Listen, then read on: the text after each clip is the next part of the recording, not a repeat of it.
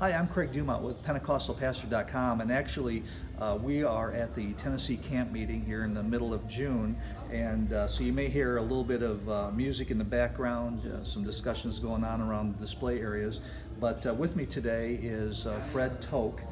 Fred, you are with People for Care and Learning. And you've been gracious. You're taking a little bit of time out of your schedule here, even though it's maybe a little bit of a downtime here, but to talk to me about the ministry that you're engaged in, and and really what caught my attention as I walked around to all the booths. You're engaged in a missionary work, most of which is in Cambodia, but it goes over into Vietnam, right? Some incredible things that are going on. And we're going to talk about some specific people that you have here, some that, which caught my attention. But just share what you're kind of what People for Care and Learning is all about, the work that they're doing over there. Because I guess I'm going to jump ahead. I'll do a little bit. What I really, as I was looking through your literature, you said that you are with education and learning. And it was not just feeding people. And I got to tell you that when I saw that, I thought, wow, what a powerful, especially with seeing some of your stories, how amazing that was. So can you tell us a little bit about that? Yeah, I mean, People for Care and Learning was set up to break the cycle of poverty around the world. Yeah. And so far our focus has been in Cambodia. I'm from Singapore, and Singapore is the first world city, one of the most expensive cities in the world to live in. And 12 years ago, I was invited by the then director, Dr. Fred Garman, to visit Cambodia. And when I arrived in Cambodia, I have never seen such abject poverty in my life. I've seen kids going to the dump site just to pick up food for the day. Wow. When I saw this, breaks your heart, doesn't it? Yes, and I stopped complaining about my bad meal for the day. The undercooked, the overcooked meal, I stopped complaining because the worst meal for me is the best meal for the month or for the year sometimes. So it breaks my heart, and having witnessed that, it's hard to go away from the country and not do anything about it. Yeah, and so what you're doing about it is that when you saw that, and our first action would be that we want to provide them the food, right? And so there's definitely a component about that where, before anybody will do anything, you need to feed them. They're hungry, they need food, they need all these things.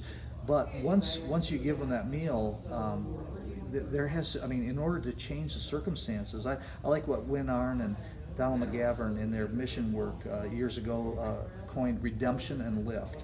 And what's exciting about what you're doing is that you're not just, I hate to say just feeding people, as important as that is, but you're engaged in an entire comprehensive program of this redemption and lift, engaged in education and healthcare and everything else. Is that right? Right. I think we call it the whole transformational process. It's not just feeding. We have to meet the need. If the stomach is hungry, we give them food. At the same time, we provide them with education, hope, and dignity, and the future that they can look forward to. That's very different from where they were, to have a future where they could imagine themselves being successful and doing the thing that they want to do. Yeah. Now, Cambodia is an incredibly, as you mentioned, it's not just a small part. It's the entire country is impoverished. It's almost North Korea's level, right? Maybe not quite that bad. And even though Christians aren't dying for their faith there now, for the most part, they're still persecuted. There's still oppression. But it's amazing to see when God's people start to interact there, how the Holy Spirit does bring that redemption lift. And you've got some stories here that I'm just going to pull out. This caught my eye, this young lady, and you have personal experience with her. This is a young lady, this is a success story, and I'll try to put this up on the camera, but share a little bit about this young lady. Well, this girl, her name is Sopal. She came to us when she was about 7, 8 years old. Her father abandoned the family, and she's the oldest of 3 girls in the home. Her mother was very sick, and she struggled to make ends meet. At 7, 8 years old, she had to work 3 jobs. Yeah. At At 7 years old. Yeah. Yeah. She had to work 3 jobs to bring food on the table to feed her, to help feed her sisters, and then her mom. And she didn't know about us. She came to our center, and there we took her in. We Now, you'd mentioned her father had abandoned her. abandoned her. She Yeah. never seen him Yep. ever since. It's very common in Cambodia where the father just leave them. Unfortunately, it's abandoned. become a little bit common here in the United States too. But yeah, yeah. So they just abandoned. Yeah. So she's at 7 years old. Yeah. And since then, she was put through school. And just this year, Yeah. in February, she actually graduated as a medical doctor. Isn't that amazing? So Yeah. so from the time she's 7, you guys shepherd her pastoral care through for education, got her into medical school. Right. Now she's a medical doctor. Right. Wow. That's amazing. It is. Someone with no hope for the future Yeah. now become the hope for her nation. That she Right. can go into the village and go into her own people to help heal. Yes. Wow. That's amazing. Fred, we were talking a little bit earlier. That used to be the template for world missions. Right. When we would go into communities, we would bring them, relief and food or things. But the first things that missionaries did wasn't necessarily build a church, or to do that. They would build schools and hospitals. Right. And by taking care of them, and then also providing the food, but there was again coming to that redemption lift, and people would, as they were lifted out of that, then the entire community would be transformed. And now today we don't see a lot of that. Today, we've got into where we're just trying to win souls for Jesus, and there's nothing wrong with that. I want to be very, but if you just leave it there, if you don't have the structure, now today we see Muslims now that are coming in and building schools and hospitals. They've taken our methods, and we need to take that back, because we need to be raising up Christian communities that can really bring life and life more abundant. I think not just the Muslims. Over in Asia, you see the Buddhists are doing more of this work today. Oh, really? The Buddhists, Okay. they're very active in all this social work. And I think so are the Hindus. And Now, so, the Hindus, Buddhists, I thought Hindus were were class oriented, where you weren't ever supposed to move outside of those realms. Right now they do that. Back home, I experience and see that the Hindu Yeah. temple welcome the poor Muslims and the poor people to the temple for food. Wow. Yeah. Okay. The church the modus operandi of most churches would be come and taste. The work of missions, it should be go out and touch. Yeah. And that's what we have been doing for PCL. We go out and touch lives. It may not necessarily be a church, but it's a ministry where we can touch their lives, meet their needs, and then they come to know Jesus through Right. what we do. And Sopo, Dr. Sopo now, is a very committed Christian, and she wanted to use her medical training as a part of her evangelistic work to reach out to her own people. Wow. Yeah. And she's not an isolated case. You have maybe not medical doctors, Yeah. but maybe not so dramatic, Right. in terms of that, which is amazing. But but what you're seeing is you're looking at every single person on the planet, wherever they're at, wherever they even come from, whether it's abject poverty or wherever, they are made in the image of God Himself. Right. And so by the Spirit of God and working through His people, the ability to see those people, whatever station in life they're at, through the power of the gospel, to pull out that and to let them live up to their potential, their gifts that God has placed in them. An amazing thing, isn't it? We have several of our children who grew up in our children's home. Today they are youth pastor, worship leader. Really? Yeah. Okay. And many of them wanting to be a pastor when they grow up. Now you also are doing something.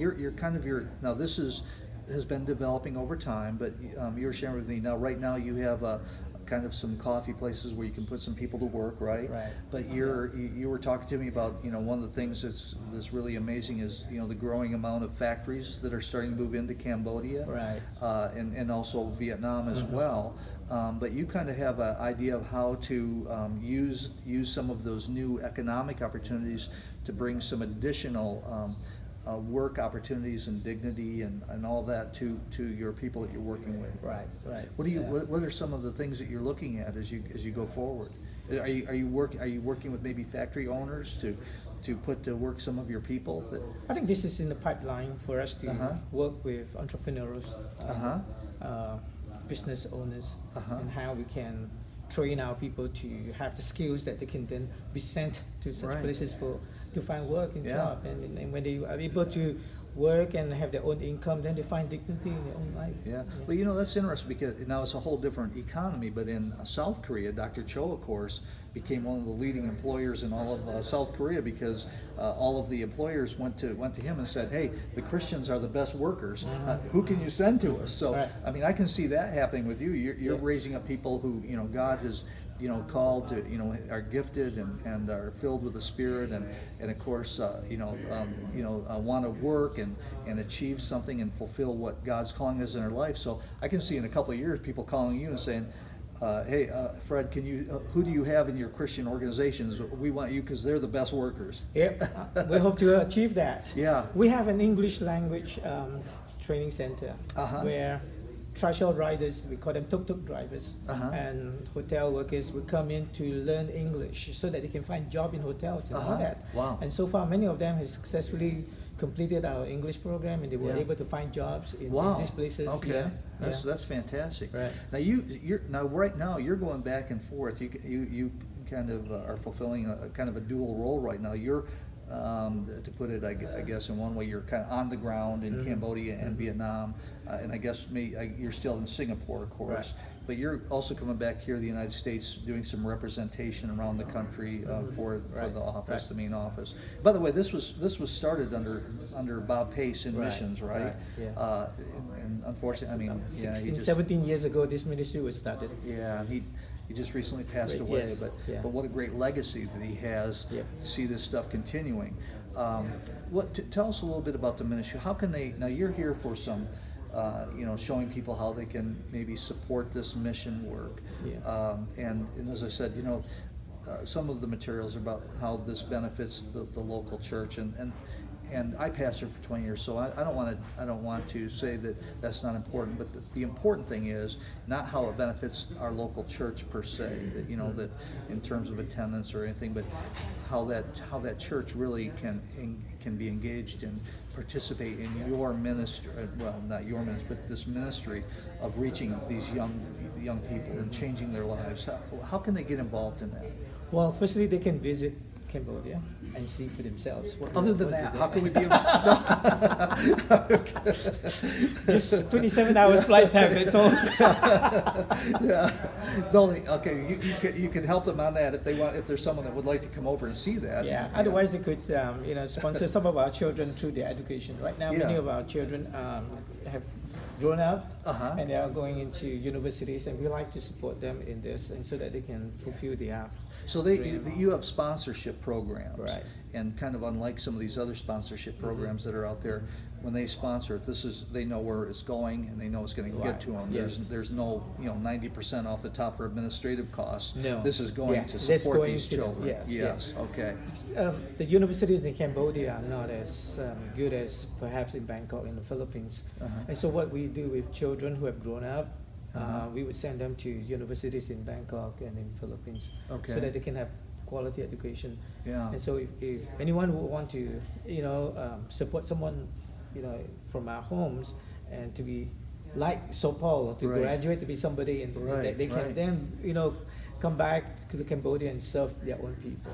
Uh-huh. Then, you could come in and you let us know about how, what they want to do with, Yeah. how they want to support these kids. Yes. Absolutely. Yeah. To help them to grow into where God wants them to be. Uh-huh. So that's an amazing thing, because you're building up young people, well, of every age, but especially young people that will not just be something for today or tomorrow, but something that will last a lifetime. Right. And to see what God does, as that change Right. and can transform a nation. One of the latest projects that we're doing is called the Academic Village, right in the Okay. remote area of Cambodia.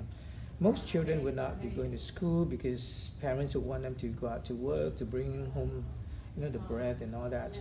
And sometimes the journey from home to school can be quite a distance, and that also stops them from going to school. So what we're going to do is to build an academic village where children can stay in that village from Monday to Friday, and then they go to school, and then during that week, from Monday to Friday, we can feed them, tutor them, help them, mentor them, and then weekends we send them back to their homes. So this is one of the latest projects we are embarking in. So if any other churches want to see this happening, they could always call us and be involved in this exciting project. Fantastic. Yeah. And they can, what's the name? Your well, we have it right here. Yeah, PCL.is. PCL.is. Yeah. And will they, when they get there, are they gonna have contact information for you Right, and some of the others? Yes. So, and again, it's Fred Toke. Yeah. Toke. Toke. Or they can email me directly, fredtoke at PCL.is. Okay. If they cannot get my name, you can get to info at Okay. PCL.is. Now you're kind of making the Church of God camp meeting circuit, right? Yeah, I am. But that's coming to an end here real quickly. Are you going to be here? Well, I'm not sure when they're going to be watching this video. Hopefully right away. But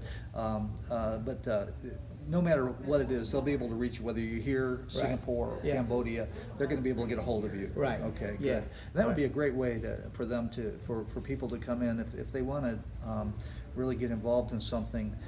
That they have someone that they know and is on the ground there, and they can.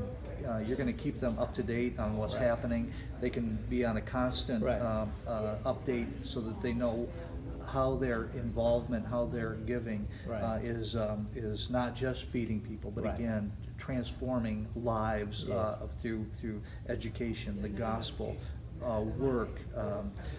And then those people give back to their communities. That's a great thing. I think what we do is to not so much become the pillar of the people's life that we are reaching out to. We like to be the scaffolders, and we build them up. Absolutely. Support them. Wow. And when they are mature enough to be on their own, the scaffolders have to remove, and so that they can go on and do the favor on someone else. Wow. So that's what I love that analogy. I'm going to steal that analogy for other things. That's great. Yeah, that's a. In Asia, it's copyright is right to copy. Oh, okay. The old saying is he who seldom quotes is seldom quoted, and I plagiarize with abandon. But anyway, so Fred, thank you for taking a little bit of time, and I hope that we have a lot of. I think we will. A lot of the people that watch us, I hope that they contact you and start to develop a relationship to see how they can further this incredible ministry to a part of the world, frankly, that we don't hear enough about and know enough about what God is doing there. And I appreciate your work over there. It's one of the things that the churches can do. If you don't mind if I just add on. That's fine. That's fine. Is to participate in this project. You make a good preacher. In closing, this is one of my many closings. One of the things that the churches can do is to participate in this Buy a Tree, Change Your Life project, where churches can host a site to sell Christmas trees during the Christmas season, and all the proceeds will go to help children globally and locally. Okay. And so this project will help to raise funds for children in Cambodia as well as in those in the U.S. in their own local community. Yeah. And so this is an exciting project. And so if they want to know more about this, it's buyatreechangeyourlife.com, and then they can find more information about this. That would be great. Well, at the perfect giving time of the year. Right. I mean, after all, if you're getting a tree from Walmart, you can always get a tree from here too. That's right. That's right. Well, Fred, thank you very much. I appreciate that. We'll put that information up. God bless. Thank you so much. God bless.